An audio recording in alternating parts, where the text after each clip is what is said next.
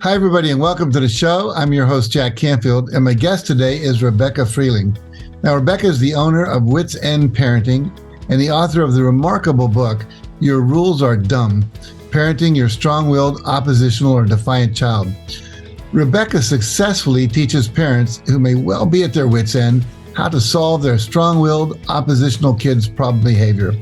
Her happy clients say that she's been successful when all the doctors, the therapists, and the other experts they've seen were not. Rebecca even gets those kids who have been oppositional and defiant to solve these problems themselves. Welcome to the show, Rebecca. Thank you, Jack. It's great to be here. Great to have you here. So first, let me say how happy I am to have you on the show, as I believe your work is so needed by so many parents. And I love that you've now written a book about it. Now, you say that today's parenting advice doesn't work with strong-willed or oppositional kids. Can you explain what you mean by that? Sure. Yeah, this is really a theme for the parents that I coach, and I saw it when I was teaching also. I had a parent contact me the other day looking for help, and she said, I feel so hopeless. Things are escalating, and the positive parenting approaches I've been trying seem to be making things worse. My daughter is more defiant, not less. The environment is chaotic and not positive at all. And this has been my experience. I learned firsthand as a foster parent and as a teacher, when you have a strong-willed or defiant child and you're looking for advice, today's modern parenting advice is really falling short. And I think it's helpful for parents and teachers to understand why that's happening. It's really, if you look at it, a pushback against the old school punitive parenting that some of us older people grew up with and we didn't want for our kids. You know, they say, well, stop yelling. You don't have to yell at your kids to get them to behave. Just talk nicely to them. Don't punish them. Don't use consequences. Explain the rules and they'll do what they're supposed to do. Ignore the bad behavior. Just praise the good behavior and they'll just do more of it. And they're the biggest message the parents are getting is the connection is the most important thing. And you have to connect with your child. And a connected child is a child who wants to cooperate. Jane Nelson, who's the founder of Positive Discipline, said, if your child's not listening to you, it's because you're not listening to your child. And all of that sounds great, but it's kind of one size fits all. It doesn't really start with looking at the kids as individuals and seeing what kind of temperament they have and what kind of parenting they actually need. Kids are not just one size. They come with a temperament, which is actually largely genetic. They have a high need for autonomy and control. Strong-willed kids are often sensitive. They're inflexible, slow to warm up, slow to make adjustments. They don't like changes. And it's those temperament traits and the strong need for autonomy and control that drives their behavior. So we're not throwing out positive parenting, but we're augmenting it so that parents have strategies that work with kids who really just want to be running the show themselves. Very cool. So let's look at this scenario. Kids aren't listening. Everything's an argument. It's their way or no way. And if you insist and maybe even say the word no, there's a major meltdown, even including physical aggression, biting, kicking, fighting, all that kind of stuff. Yep. So what should parents do when their kids fight them like this? Those are my kids. So with the Wits End parenting approach, we have different responses to not listening, meltdowns, physical aggression. With not listening, we first start with really training the parents how to be leaders to somebody who does not easily accept being led. And we make it a family rule. You have to listen. You have to do what your parents tell you to do. And so one way we do that, I'll tell you about Kelly, who was 7. She was in 2nd grade, and she would get about 20 minutes worth of homework to do per night.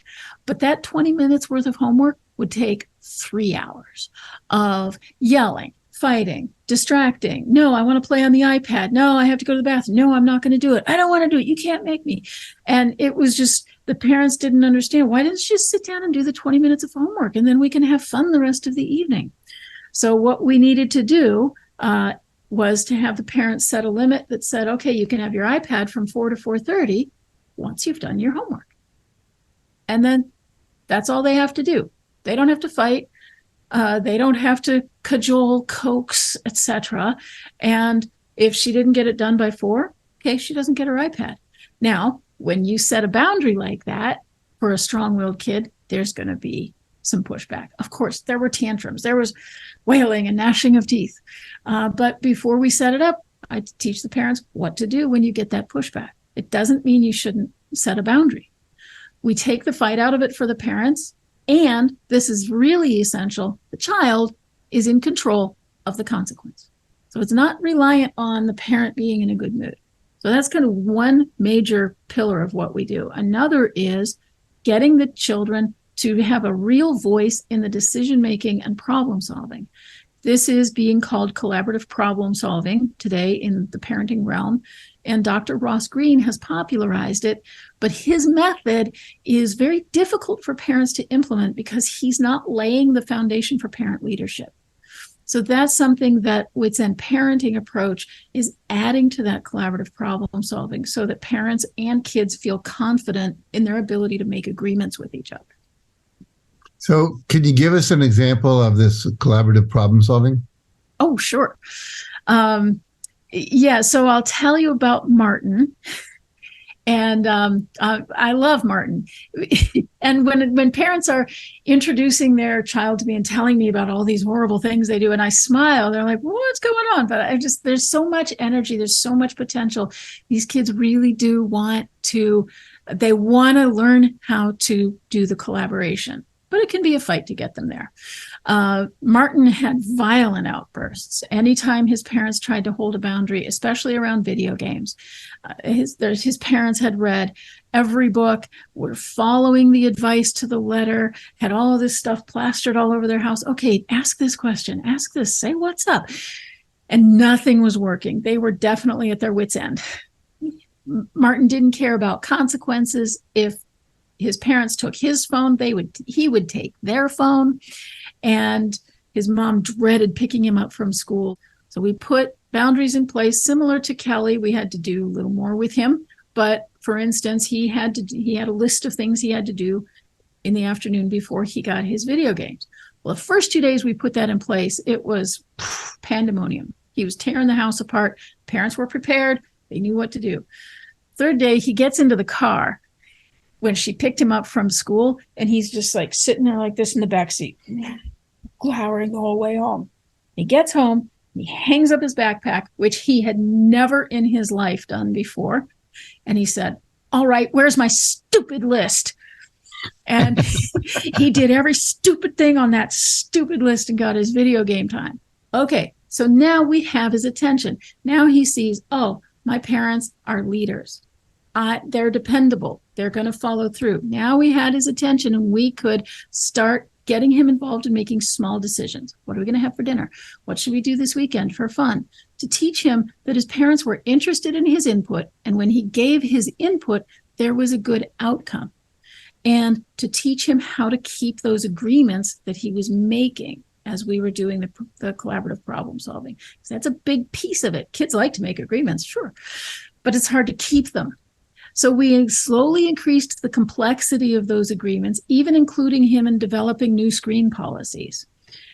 His violent outbursts, which had been like 3 times a day, by the second week that we had been working together, they were like 1 a week. By the time the 8-week program was done, they were a thing of the past. The parents were like, oh yeah, I guess he used to do that. And he started initiating problem-solving meetings and facilitating them. And talk about control and autonomy. He loved it. He said, I finally have some power in this family. That's great. That's great. Besides collaborative problem solving and setting boundaries and establishing your leader, is there another technique or intervention you could share with us that would be helpful for people? One other piece that we develop along the way is the kid's sense of responsibility. Mm-hmm. A lot of times, strong-willed kids will refuse to do even basic things for themselves. Some parents are dressing 7-year-olds because they refuse to dress themselves. Or they won't do any chores that contribute to the family.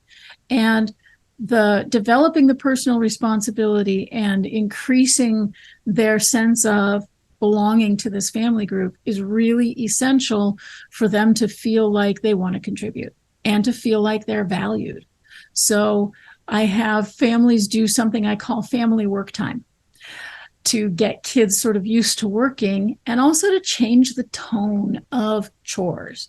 And what family work time is we make a playlist. Everybody in the family puts a song on the playlist, and then it's family work time. And we turn on the music, and the parents are working and they're focusing on their work with a good attitude. I say, engage your gratitude to make this a cheerful time, right? Because parents aren't always thrilled about chores either.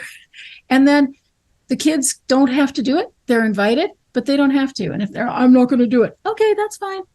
What it does is create a whole new positivity around taking care of the house and taking care of the family. And pretty soon the kids see, oh, actually, all I'm doing is missing out on the fun. And they start to contribute, which really helps them feel like, oh, yeah, I'm growing up. I'm important. And it changes how they feel about themselves. It raises their status in the family. And so that's another really key piece of what we do. Very cool. Very cool. Before I ask you how viewers can get in touch with you and all that good stuff, any other thing you'd like to share? I mean, I'd love to hear another family story or any other advice you might have for us before we run out of time. Yeah, it's a story. I have hundreds of stories that go like this. Parents call me. Sometimes they'll even say, I don't even like my kid anymore, Rebecca. I don't want to spend time with them. And it breaks their heart. And they're really in a lot of pain because when they envisioned having a family, it was like, oh, it's going to be great and we're going to love each other. And they had this vision, which is just, they feel beyond their reach. And we go through like an 8-week program, usually together. And usually by the 3rd or 4th week, they've changed their perspective and they're starting to see, oh, yeah, these are strengths. These are temperament traits. They're not character flaws. My child's going to be okay.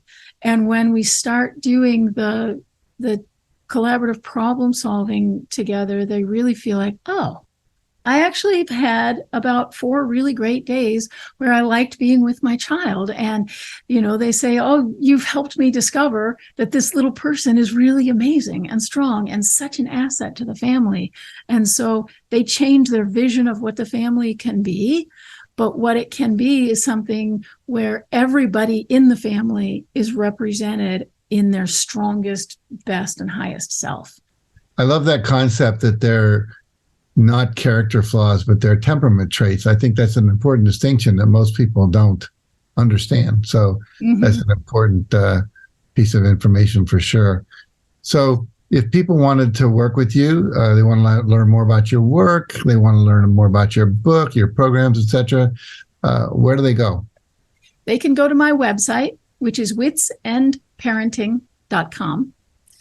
And they will find blog articles and a contact form if they'd like to hear more about my programs or talk to me about their child. That's a good place for them to go. Well, I'm sure there are a lot of parents out there who are tearing their hair out who would love to know what you know. So I'm glad to be doing everything I can to get this work out there and let people know about it. And keep doing the great work. Look forward to your book being completed. And thank you so much for joining us today, Rebecca. Thanks, Jack. I appreciate your help. Well, you're very welcome. And also, thanks to all of you for watching today. And please remember, there are solutions to every difficult problem and challenge in life, whether it be a defiant or oppositional child or anything else that you may run up against. And whenever you discover them, like Rebecca's work today, make sure to reach out and take advantage of them, remembering that suffering is optional.